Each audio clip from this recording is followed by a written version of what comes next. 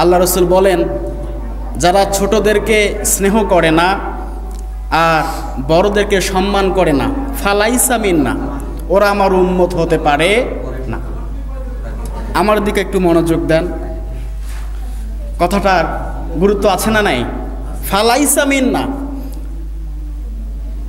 মাল্লাম ইয়ারহাম সগীরানা ওয়ালাম ইউকির কাবীরানা ফালাইসা মিন্না। আন আনাস রাদিয়াল্লাহু তাআলা আনহু ক্বালা রাসূলুল্লাহ সাল্লাল্লাহু আলাইহি ওয়াসাল্লাম, রাহু তিরমিজি শরীফের 1919 নম্বর হাদিস।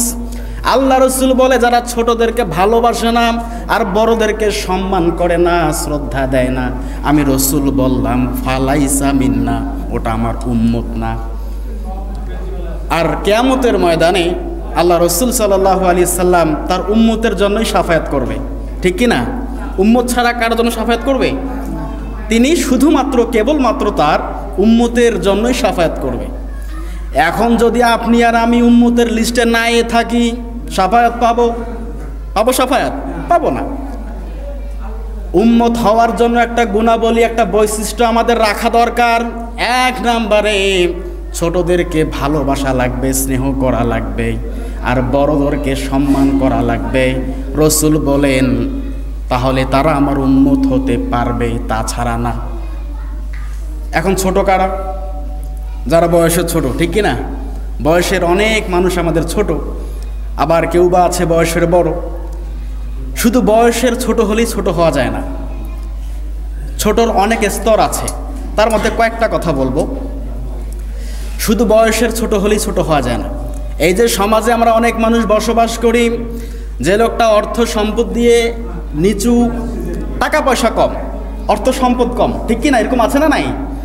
আবার ওই সমাজে অনেক টাকাওয়ালা মানুষ বসবাস করে, অর্থওয়ালা মানুষ, অনেক সম্পদের মালিক, তারাও বসবাস করে কি করে না? কথা বলেন না কেন? করে।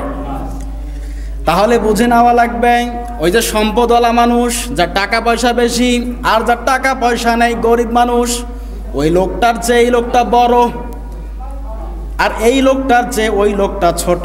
এই কারণ সম্পদের দিক থেকে লোকটা আপনার থেকে ছোট, আর ওই লোকটা আপনার কাছ থেকে ভালোবাসা, আদর, স্নেহ পাওয়ার অধিকার রাখে কি রাখে না?